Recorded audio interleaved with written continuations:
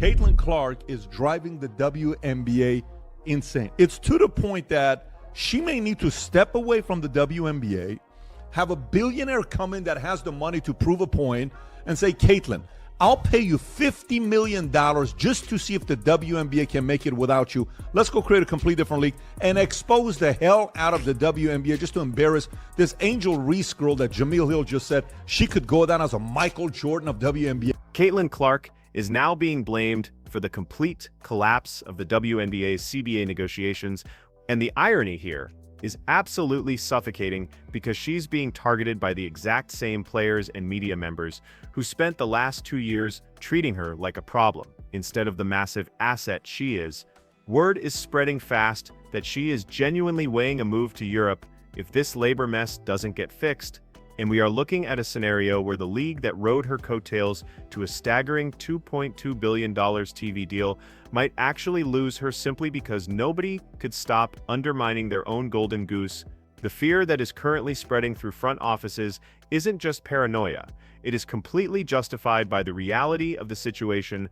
So the WNBPA is taking to social media, taking to the public. And I want to share with you guys the most recent letter that was issued from the WNBPA. At midnight, the 2020 WNBPA collective bargaining agreement will expire. Despite demonstrating our willingness to compromise in order to get a deal done, the WNBA and its teams have failed to meet us at the table with the same spirit and seriousness. Instead, they've remained committed to undervaluing player contributions, dismissing player concerns, and running out the clock. Today's display of an inflatable rat, a universal symbol of labor protest outside of the NBA store, calls attention to how the league and its teams have handled these negotiations. By delaying and clinging to the status quo, they are jeopardizing the livelihoods of players and the trust and investment of fans, all in the name of preserving regressive. When you really stop and think about it, if Clark potentially walks away because the WNBA imploded from within, who is the one that really takes the hit here? Is it the jealous veterans who couldn't stand seeing her success and tried to tear her down? Or is it the league itself that sat back and watched it happen without lifting a finger? I feel like the players have lost sense of reality a little bit, because imagine putting up a rat that a lot of unions do when it comes to like schools, construction companies, people that are making a lot less than the kind of money that the WNBA players are making. They got offered a max salary of over $1 million. Their max salary last year was $250,000, and now it's over $1 million. And then on top of that, the average salary is around $500,000. And then you're putting a rat out in public display. I don't know. I feel like you've lost sense of reality a little bit. That's not the real world. The real world does not want to hear constantly about millionaires' problems. The WNBA is currently staring down a massive crisis they never planned for, largely because they arrogantly assumed this kind of scenario couldn't possibly happen to them. Caitlin Clark, the single player who delivered millions of eyeballs and brought the kind of mainstream relevance the league had spent literal decades chasing without success, is apparently weighing whether European basketball makes more sense than sticking around for the absolute circus that is currently destroying American women's hoops. That prospect has triggered genuine panic-inducing alarm in league headquarters, and it should absolutely terrify everyone whose paycheck depends on the WNBA staying afloat. Saying, hey, this could be Caitlin Clark's fault. And before I just flipped and lost my mind, I had to sit and think about it. And you know what, Caitlin Clark, this is all happening, and it's your fault. You're the reason. Your greatness, your star power, you are the reason for there being no 2026 WNBA season as of now. Because had you not been such a great player and a big star, these women wouldn't be demanding all of the stuff that they're demanding right now. So yeah, I guess technically it is your fault. Clark delivered more visibility to the WNBA in a single season than the previous 10 years combined managed to. Let me break down the actual situation that is unfolding right in front of us right now, because it is ugly. The collective bargaining agreement talks have completely and utterly imploded. The deadline came, the deadline went, and there was absolutely no agreement reached, leaving everything in total limbo. The players are currently catching major heat for demanding what many see as the impossible. Meanwhile, the union is firing back with claims that the owners simply don't value what they bring to the table.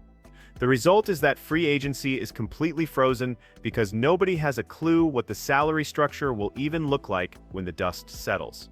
And right in the middle of this absolute train wreck, certain players and media figures decided that Caitlin Clark should be the one to take the fall for the negotiations cratering.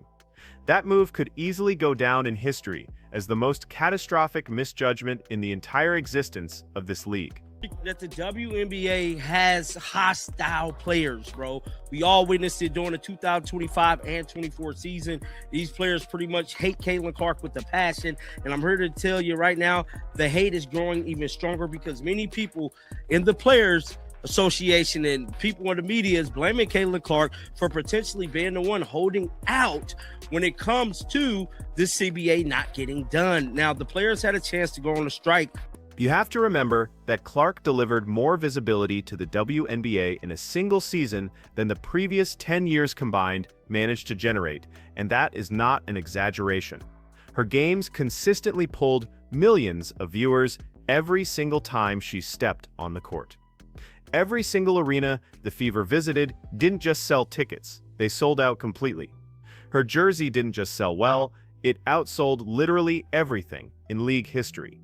Networks dropped that $2.2 billion on broadcast rights specifically because of the audience explosion she sparked and nothing else. Every single bit of financial progress the league has enjoyed recently traces directly back to the mainstream buzz she created. She said no thank you to the NBA offering her a chance to participate in their three-point shooting contest. Now think how amazing that is. If I'd have said to you a couple years ago, yeah, the NBA, to save their All-Star weekend, they're going to ask a WNBA player to join the three-point shooting contest to save. So how did the established stars decide to react to this windfall? They reacted with deep-seated resentment, envy, and physical aggression that repeatedly crossed the line of acceptable boundaries, including flagrant fouls that would have drawn significantly different treatment if they were committed against literally anyone else. You had veterans griping about her getting special treatment while simultaneously complaining that she earned too much money. The contradiction in their behavior was honestly mind-blowing. They wanted all the financial upside and attention that her popularity generated, but they despised her for being the reason any of it existed in the first place. Now that the negotiations have fallen apart, Clark is suddenly being framed as someone possibly gumming up the works, which is baffling. The reasoning behind this makes absolutely zero sense. She hasn't issued a single public ultimatum. She hasn't threatened to boycott anything or hold out for more money. She kept her head down and played basketball while everything burned around her. But apparently, reality doesn't matter when you desperately need someone to blame so that your own failures stay hidden from the public eye. So Clark gets scapegoated for these labor talks falling apart. She's being blamed despite barely participating in the process, while union bosses who have glaring conflicts of interest continue to dodge any real accountability for their role in this mess. This is where the Europe possibility gets incredibly serious and needs to be looked at closely. European leagues have been aggressively recruiting WNBA talent for years. The compensation frequently beats American offers by a mile, especially when you calculate the housing, travel, and perks that come standard with those overseas deals. The experience over there can be significantly more pleasant without the relentless media microscope that follows you everywhere in the States. And let's be honest, the competition level is strong enough to maintain elite skills while avoiding the toxic chaos that is currently suffocating the WNBA. For someone in Clark's position, going overseas solves multiple major headaches at once. She effectively escapes an atmosphere where veteran players clearly despise her existence. She sidesteps the entire mess created by labor negotiations that look like they could drag on indefinitely. She earns equal or superior money without enduring the hostilities she faced all year long in Indiana. And the best part is, she still plays top-tier basketball while her global brand keeps expanding through international endorsements. The alarm this scenario triggers among WNBA brass and players is completely expected because they know the truth. They understand exactly what happens when Clark exits the building. Television numbers will instantly crater back to the pre-Clark baselines that nobody bragged about. The casual viewers who tuned in exclusively to watch her play will stop watching and disappear overnight. Sponsorship agreements that were signed assuming continued expansion will get reworked or terminated entirely. The entire economic foundation that was built on projections about sustained popularity will crumble. Clark leaving would reveal just how unstable the WNBA's recent success truly was. It wasn't real expansion driven by collective achievement or league growth. It was one single athlete capturing the public imagination in ways nobody else managed to do. Pull that one athlete out of the equation, and you're stuck with a league that most mainstream sports fans still largely ignore. That reality demanded some basic organizational intelligence to manage.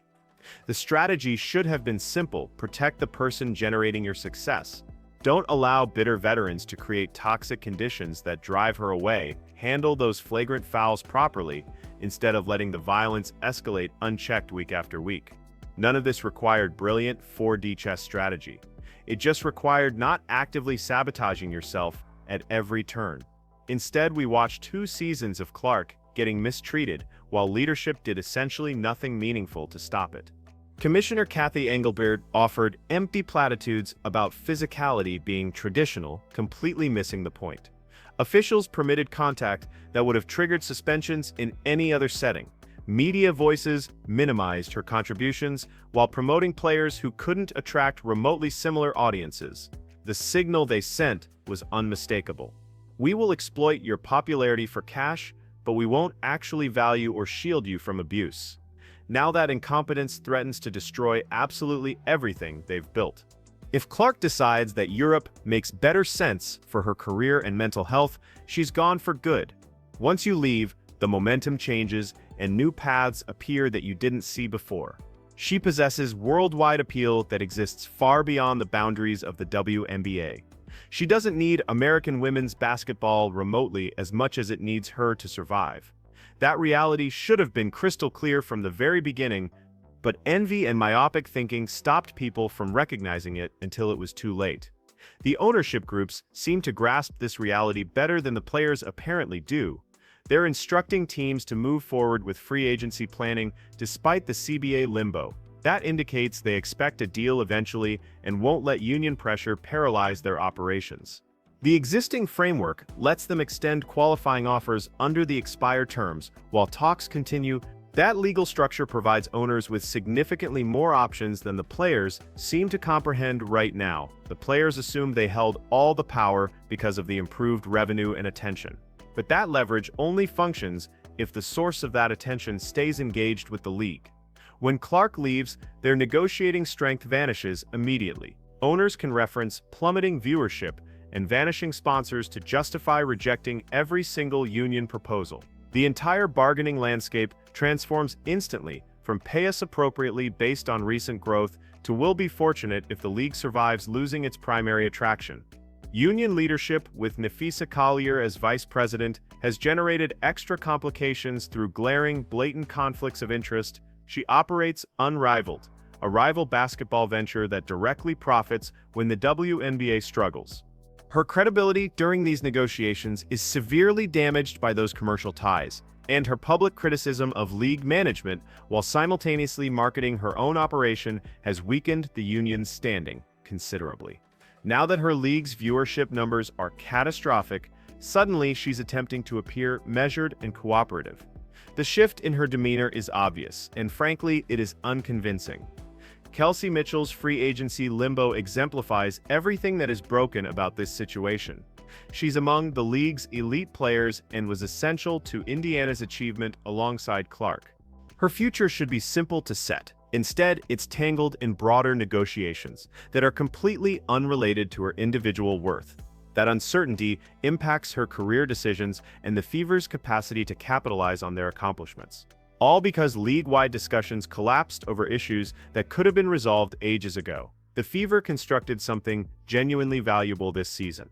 With Clark, Mitchell, Elia, Boston, Lexi Hull, and Nalisa Smith, the roster chemistry and skill produced basketball that fans genuinely wanted to experience. They reached the playoffs and demonstrated competitive ability when everything aligned. That energy should propel next season with roster additions and massive improvement. Instead, everything hangs in doubt, because people who should have prioritized expansion got sidetracked by petty resentments and pointless control battles. Blaming Clark for the CBA failure represents the ultimate self-defeating move. She is the reason negotiations even matter right now. Without her influence, we'd be discussing minor tweaks to current terms instead of substantial revenue distribution and massive wage increases. She generated the financial expansion that makes player requests remotely realistic in the first place.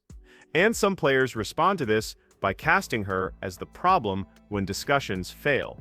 The short-sightedness is truly staggering. The speculation that Clark might indirectly destroy the WNBA isn't even unrealistic anymore. If she departs for Europe and viewership implodes, the economic model supporting operations disintegrates. Broadcasting contracts get renegotiated downward immediately. Sponsors reduce involvement or pull out entirely. Teams start hemorrhaging money again like they used to. Everything could unravel rapidly once the growth driver disappears from the court. That's not Clark's responsibility to fix. That's institutional failure by people who should have understood better. The treatment Clark endured will definitely get chronicled in history books. ESPN will eventually produce their documentary about how the WNBA had its most transformative star ever, and somehow manufactured conditions so poisonous she considered leaving. How established players met unprecedented success with bitterness instead of appreciation. How union leadership prioritized private business interests over group welfare. How league administration failed to safeguard their most critical asset when it mattered most.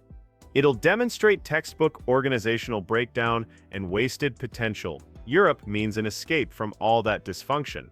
No labor disputes to worry about. No resentful veterans delivering cheap shots during games. No media angles questioning whether she deserves acknowledgement for the expansion she created. She obviously finds just competitive basketball in settings with players and clubs that genuinely value her presence. The lifestyle contrasts matter significantly here. European organizations typically supply housing, vehicles, and amenities that ensure comfort from day one. The rhythm over there is more relaxed without the constant media examination that accompanies being America's most divisive athlete. The financial analysis is also more nuanced than it seems at first glance.